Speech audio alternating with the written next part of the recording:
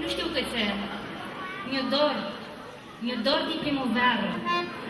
Când tu va zi în primăvara salamii, că lisesc cu una din mai bunii boați armânești, boați a cântecului armânesc, Gica Coada.